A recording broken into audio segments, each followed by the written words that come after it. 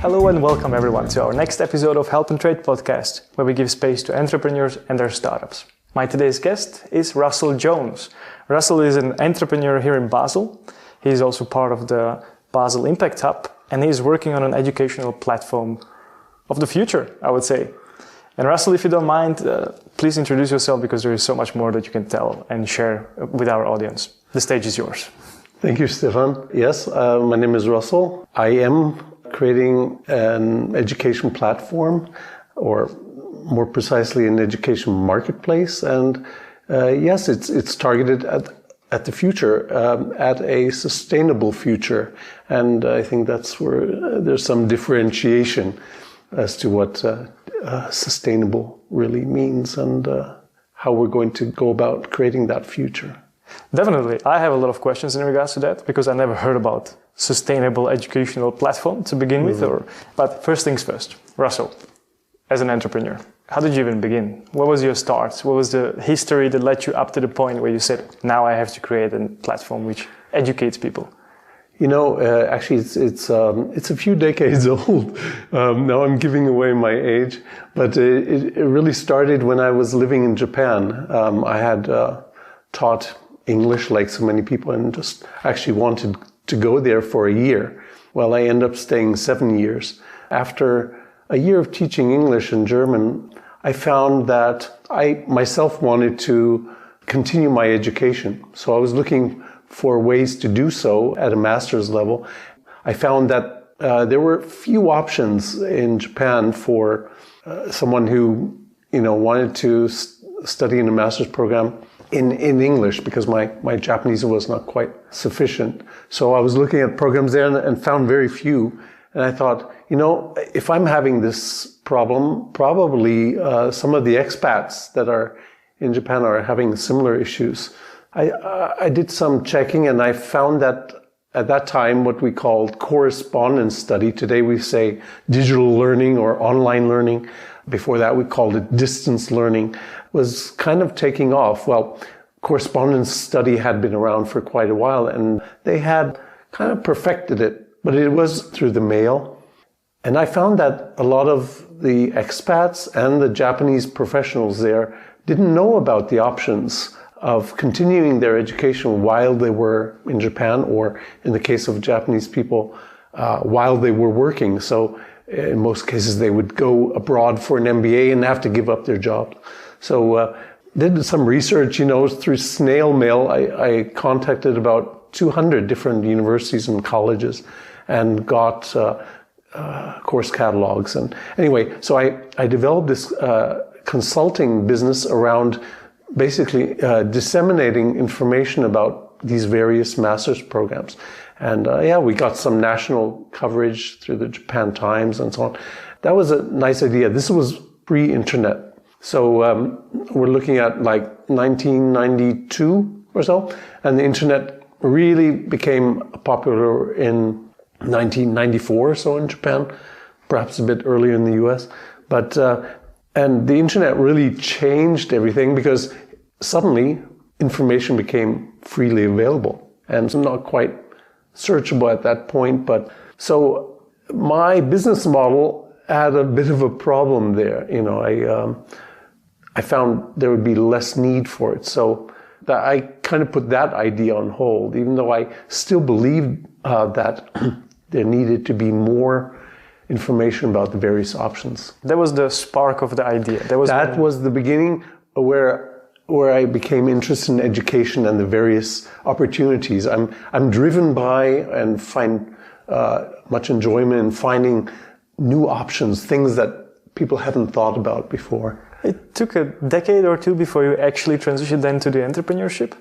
No, I did that consulting idea in Japan.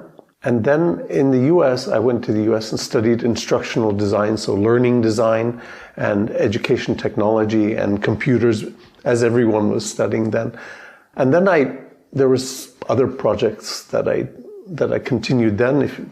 So I did a master's then on instructional design. And in the middle of that, I had to move. And this particular master's degree was not online itself. So I found that I had to discontinue it when I went to a different state. I went from Arizona to California. I was studying and living in the US at the time. And I found, okay, so as my first education project, again, had a personal need that I was looking at. And that was that when people move from one place to another, the credits that they've accumulated in their respective programs, while they have a problem bringing those or transferring those into a new program, there's a cap of 25% or a certain amount of credits. So there's a lack of harmonization of processes surrounding education. So that brought me to my next idea that one should really create a university in which one could take courses really anywhere and compile them into a degree. This would really facilitate global mobility from an academic or educational perspective. I see a couple of challenges there, just because what you just mentioned, that you can actually, for example, gather a couple of different courses in order to create one essential degree.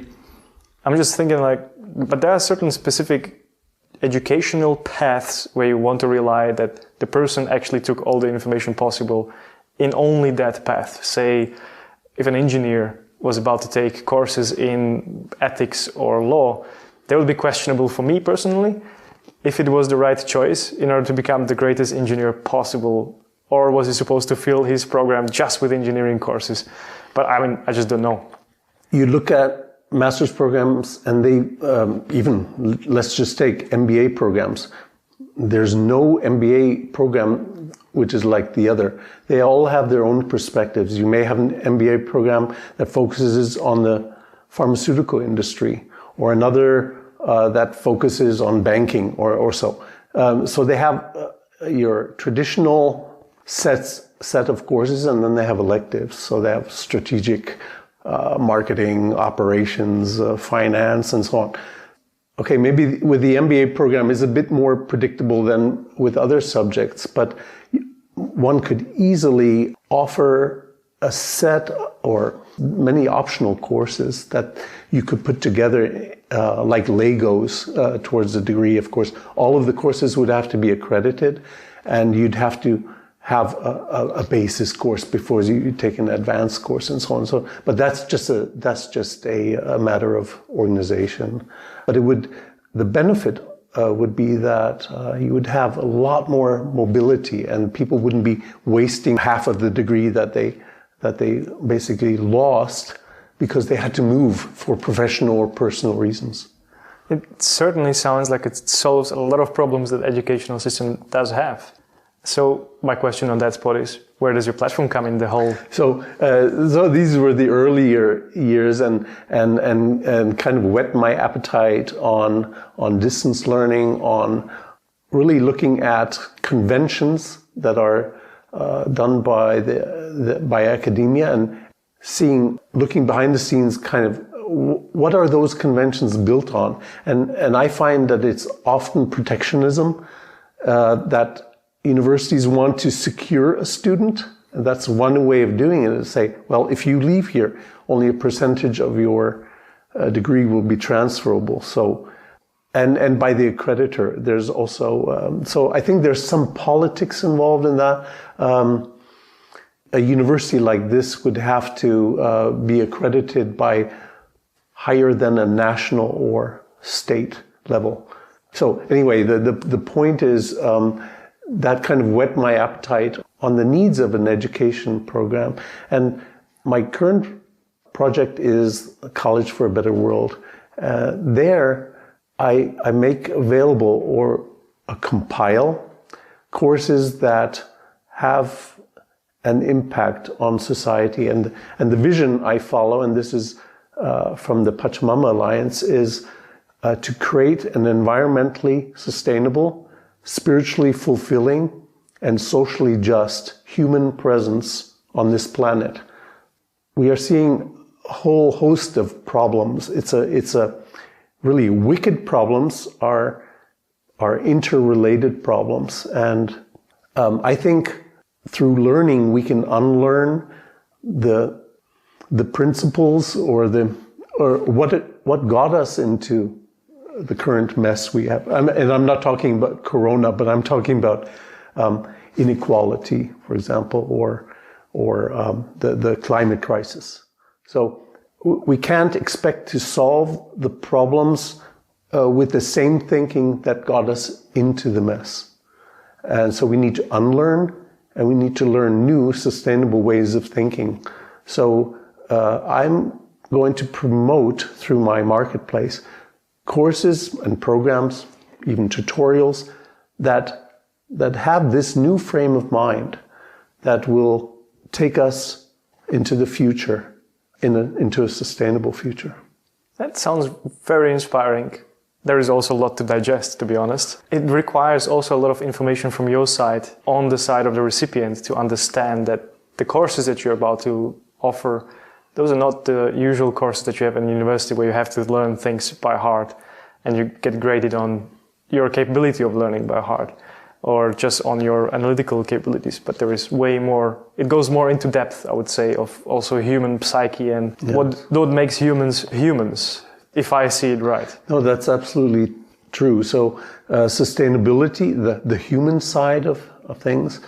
And then there's the aspect of applicability. So it's important that courses are not purely theoretical, but that they teach a skill or set of skills that can be used to transform society. Courses that will give the person the tools to be a change maker inside the company and in the community, for example. All right. If you don't mind, I would like to challenge you on that. First of all, creating a marketplace is a scalable product. Sure, check on that. But choosing the courses, that's going to be a difficult one. Yes, that is probably the most labor-intensive part of it, is the curation process.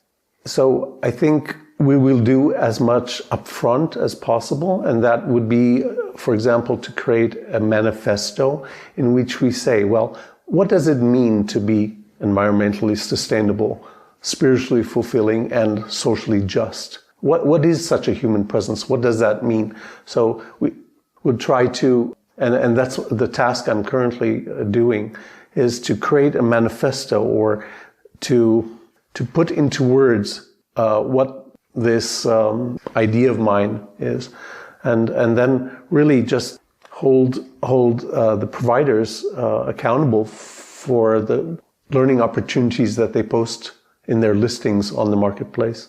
I'm just going through the use case for myself. Let's say I would enroll on your marketplace. So I would enroll under the promise that there is a higher value in the education I'm provided, but probably I would also have expectations on what is the end result. And in a sense that would I actually get certain credits for that? And that of course makes a question on how would you actually accredit the whole platform to be a credible educational platform in that sense, because you actually can provide a degree in a sense. How would you check on your users in that case that they actually finished? How would you even structure tests that you check on the knowledge that they really learned something?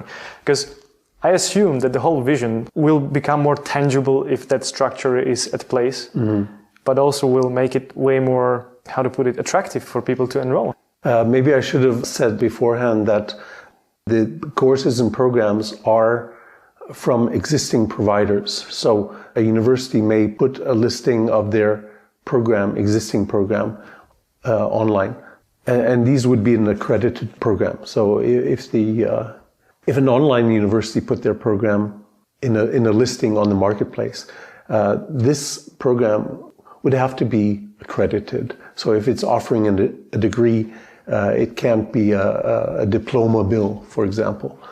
So we will, especially for degree programs, make sure there's the quality is there. Now that is absolutely essential. Now there are, that said, I should say that there are very valuable courses out there. For example, by the Pachamama Alliance, that are of high quality. They don't lead to a degree, and they don't purport a degree, they will be able to be posted on the marketplace as well. With that, you actually cleared a concern about the platform. Thank you very much. That definitely makes sense, absolutely. Because then you actually outsource the respective responsibility for the end result on the providing institute. But also, you have certain sort of affiliate marketing in that sense, where a user can come and I like the course from the University of Massachusetts, let's say, on this specific topic. Maybe the university has something more to offer. How about I check them again? Mm-hmm. So there is a lot of value that you can provide through a platform like that. I like it. Thank you. I think the real value or the problem we're solving is that if a person was looking for a course on, permaculture or on sustainability in economics, for example, they could search by keywords on Google, but they'd have millions of search results, depending how good of search skills they have. It could be 100,000, but then this overabundance of search results is almost as effective as having no search results at all. So what we do on our marketplace is that we have a categorization and subcategorization within the niche area of sustainability. So they can come in there, search on the marketplace and really find a suitable course specifically in the area or sub-area they're looking for. I like the idea. I like it very much. I would totally enroll. Of course, the part is there that you have to have the time and the will to go for education. But that's essential doorstep for everyone who is interested in education. So that question is cleared off before even people start to look for you. Yeah. So that's totally fine. Now I have a question in regards to your platform, because I know you also created another project before this one, before you started with the educational platform, about everybody is a teacher, if I remember. Yeah, everyone's a teacher. It's at eacher.com. So teacher without a T. And yes, that's a platform. It's a learning design platform in which we invite really everyone to share his or her skills and knowledge in a course or a learning opportunity. Learning opportunity can be a tutorial, a 6-10 minute tutorial on something valuable. We propose a structure for such a video and how to maximize the learning. So it wouldn't be your typical YouTube video. It would be more structured. It would be more value oriented. We will show a potential teacher how to structure such a learning opportunity. I've designed a canvas, maybe similar to, or it was inspired by the business model canvas. It takes a potential teacher or subject matter expert from the beginning to the end, really from the idea stage all the way to course production and evaluation and review. One of the courses on the marketplace is a course on exactly how to do that. Fascinating. Can you somehow combine these two together?